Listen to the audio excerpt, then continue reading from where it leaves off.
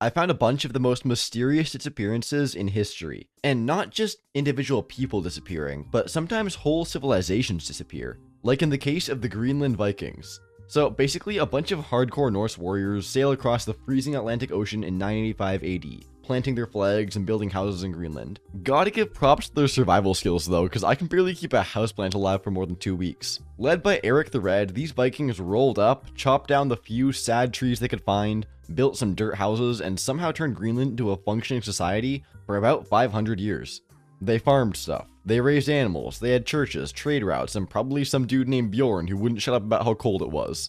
They thrived for centuries, in the way that only people who eat boiled sea blubber for dinner can. And then they didn't. Every single settlement just vanished, sometime around the 15th century. Not just one village, all of them. They disappeared like my motivation whenever I see a pile of laundry. Houses empty, tools still hanging around, livestock either freezing to death or just wandering around like, guys, where'd everyone go? They do this every year. But no burning villages, no signs of war, no mass graves, just nothing. So what happened? I have literally spent days researching this one. If you're hoping for a journal entry that says, "Dear Diary, we got cold and bounced," you're out of luck. There is literally no record explaining why they ghosted an entire country. Not even a stick figure drawing on a church wall saying BRB. Now let's get to my favorite part. Wild speculation. Theory 1. Climate change. Apparently Greenland entered what scientists call the Little Ice Age, which is medieval speak for good luck growing anything, idiots. Can you imagine being so cold that everyone in your settlement collectively decides, you know what, let's just not? That is Greenland level cold.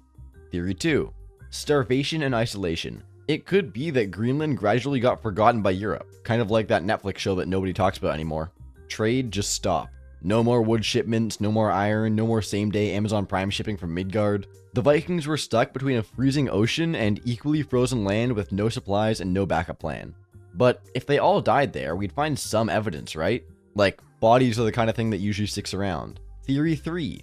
Inuit revenge. According to Inuit history stories, the indigenous people who actually knew how to survive in Greenland properly, they watched the Viking settlements fall apart from within. Maybe disease, internal fighting, or just too many winters with no sunlight and nothing but fermented fish to eat.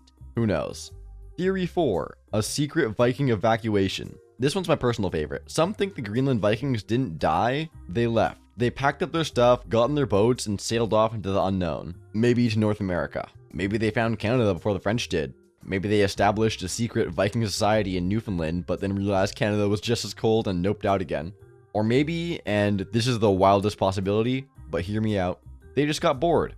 Maybe they sat around one day and said, you know what, this ain't it, and pulled off a group disappearance so perfect it left everyone scratching their heads 600 years later.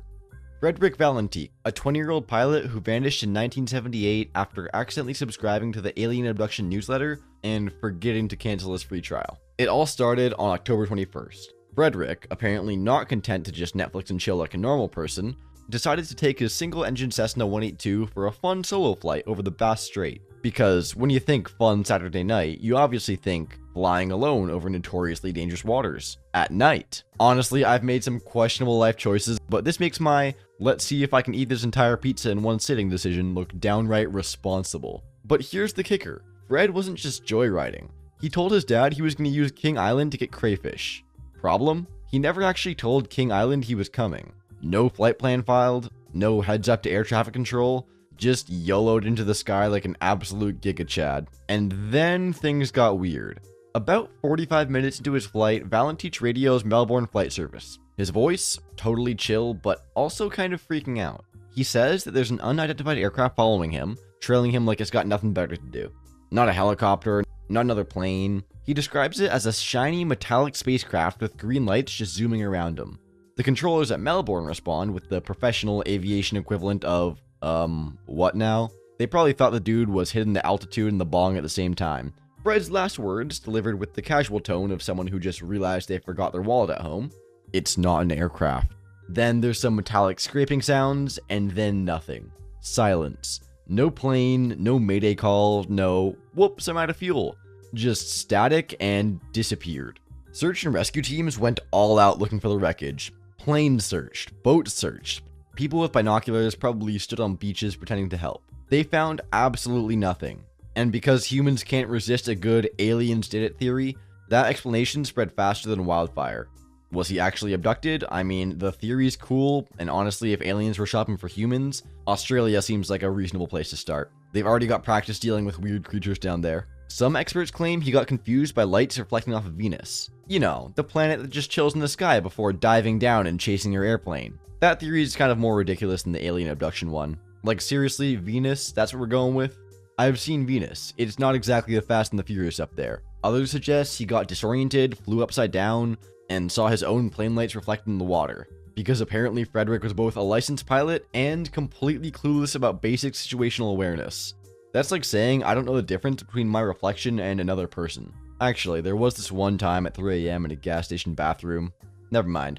The Australian government investigated, and their official conclusion? I don't know. They called it a missing aircraft with unknown causes, which is basically official speak for, yeah, we got nothing, please stop asking us about this. Yo, hold up. You're sent back in time 3,000 years ago. How do you rebuild civilization?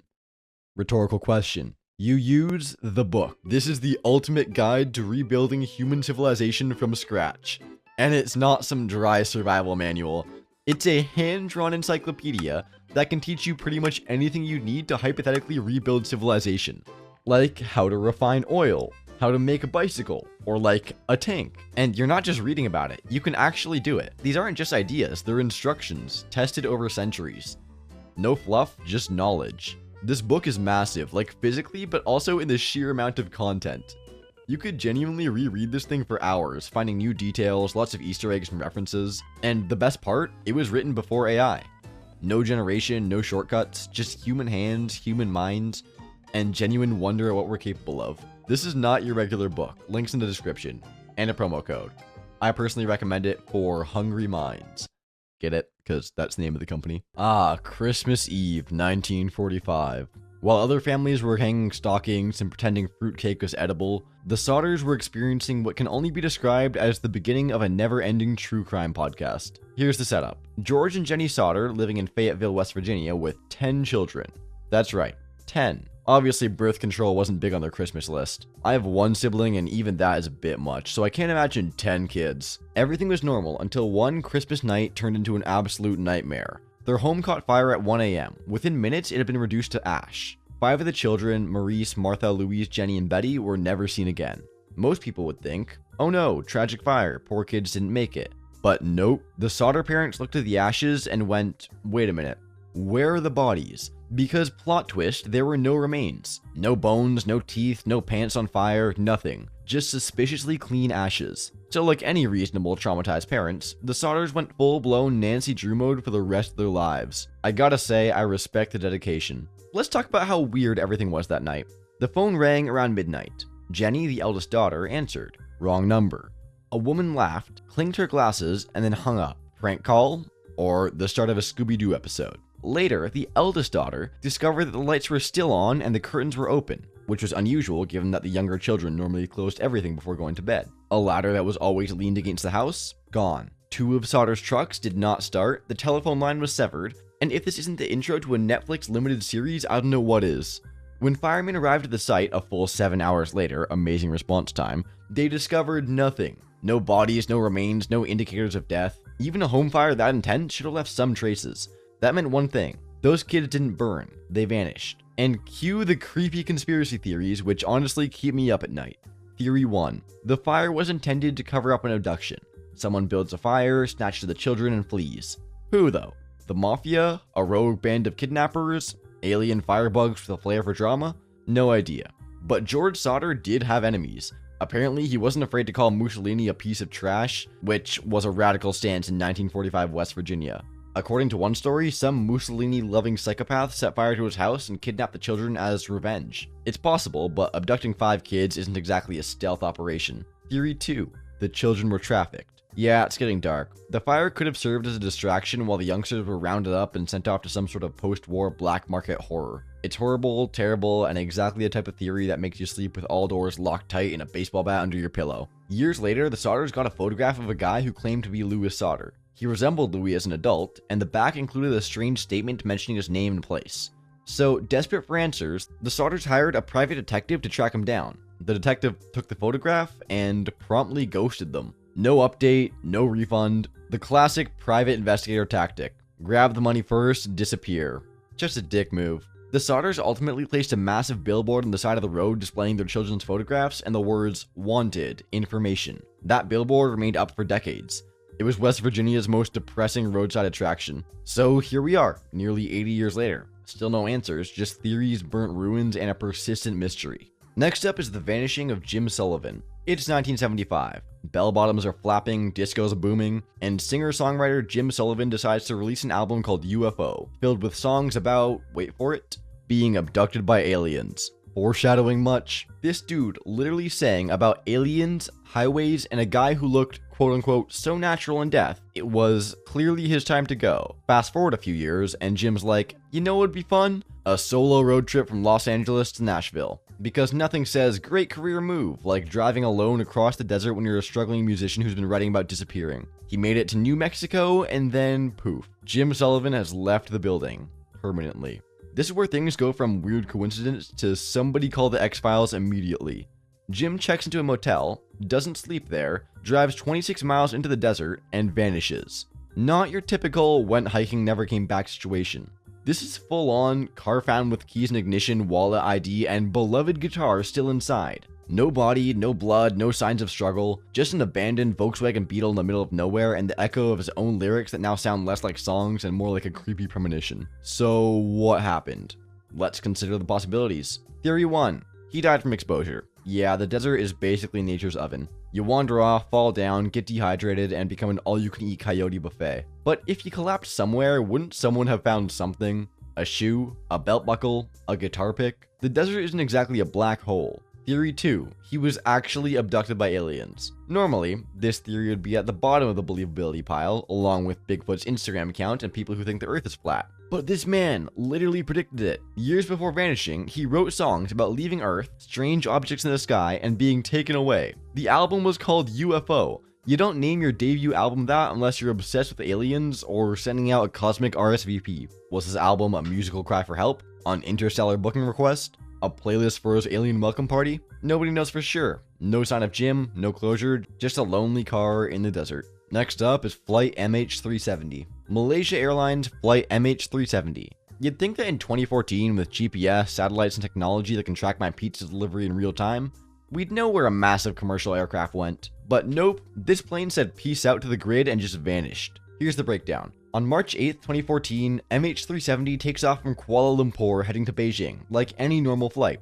Passengers settle in with their complimentary peanuts, pilots do their pilot thing, air traffic control gives thumbs up, everything's chill. Until it's not. 1 minute the plane is cruising along normally, the next, it's gone. Off radar. Just poof.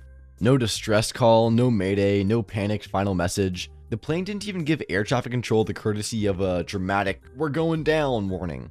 It just logged out of existence midair like me whenever someone brings up politics at a family dinner. Most planes stick to their flight path like it's the law, because, you know, it is. But this one said YOLO, made a U-turn, and started flying deep into the Indian Ocean. For 7 hours it flew. The rest of the world had no idea it was still airborne. 7 hours! That's longer than my attention span has ever lasted for anything. The airline was probably updating their status boards with Flight MH370.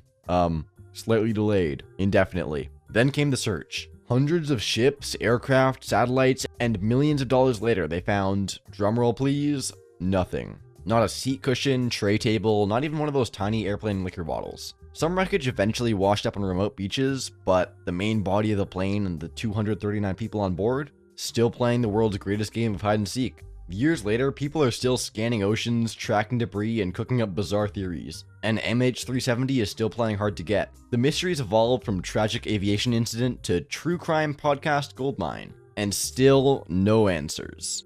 Next up, we got the disappearance of Percy Fawcett. It's 1925, and British explorer Percy Fawcett wakes up one morning, stretches, looks at a map of the Amazon, and says, you know what sounds super fun? Wandering into a massive unexplored jungle filled with deadly snakes, parasites, hostile tribes, and exactly 0 Starbucks locations. Because I'm totally convinced that there's a secret city hidden there. The dude was basically Indiana Jones before it was cool. Minus the survival skills that would have been useful. Most normal people would send a polite letter to National Geographic, start a podcast about their theories, or at least bring a decent-sized team on this high-risk jungle adventure. But Percy, he was built different. He had the confidence of someone who had seen exactly 0 survival horror movies and thought malaria was Latin for fun tropical experience. Percy was obsessed with this mythical land he called Zed. Not El Dorado or the Lost City of Gold or anything cool sounding. Just Zed. Or Z. He insisted this wasn't your typical made-up lost city. It was the real deal, an ancient advanced civilization hiding somewhere in the Brazilian rainforest. So off he goes into the green abyss with his son and a friend,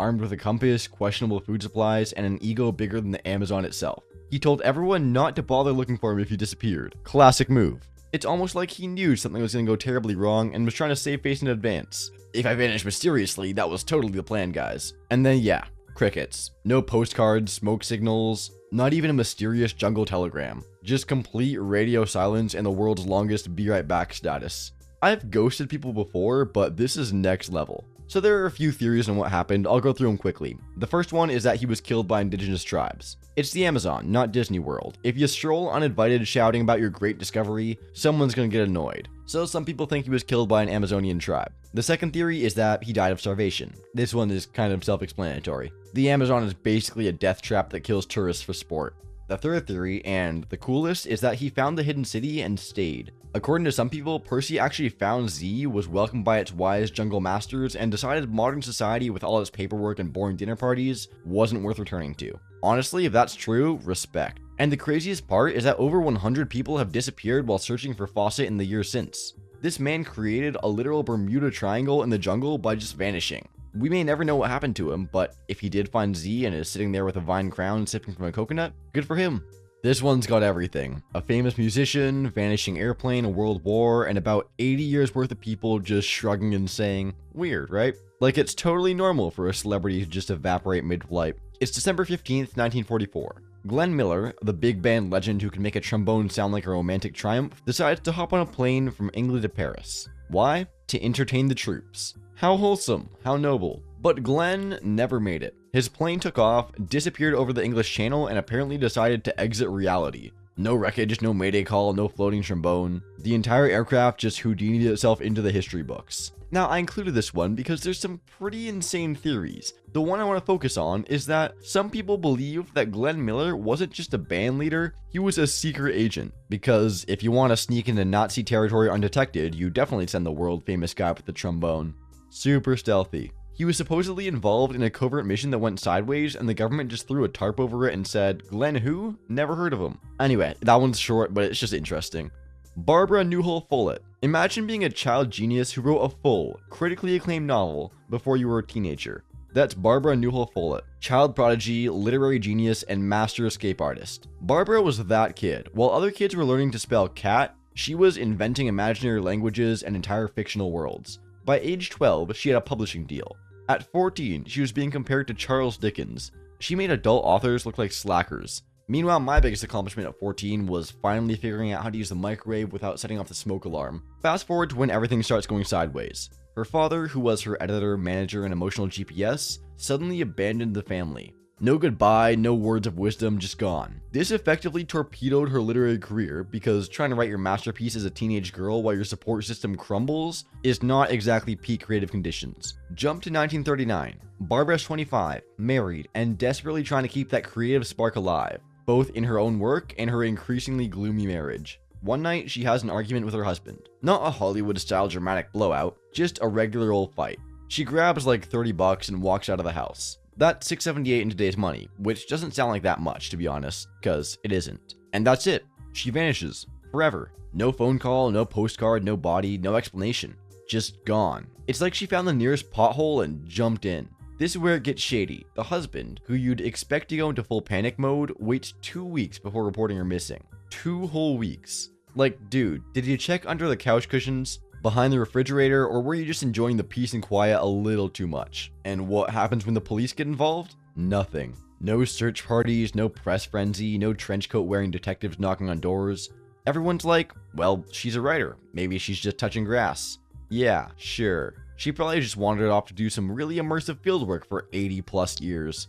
Totally checks out. There's no trail, no evidence, no witnesses, which is weird because if anyone was going to narrate their own vanishing act, it would be Barbara. She created fantasy worlds for fun, and you're telling me she didn't leave behind a single cryptic message? Rude. And then come the theories, and boy do I have some thoughts on these. Theory number 1. She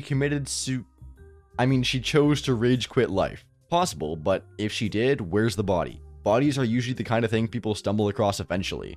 I've lost my car keys for weeks, but a whole human body? That's next level. The second theory, her husband knew more than he let on. 2 weeks before reporting her missing people. 2 weeks. I don't know about you, but that screams, I definitely know something to me. Maybe he murdered her and covered it up. Maybe he helped her disappear. Maybe he was just really unobservant. Theory number 3, she wanted to disappear and she did. My personal favorite. Maybe she just reinvented herself and spent her life drinking tea in a cottage. Maybe she joined a cult. Maybe she moved abroad and started a new life. Whatever happened, Barbara pulled off the kind of exit most mystery novelists can only dream about. A young genius said, you know what, I'm out, and executed the most epic French exit of the century. And honestly, goals.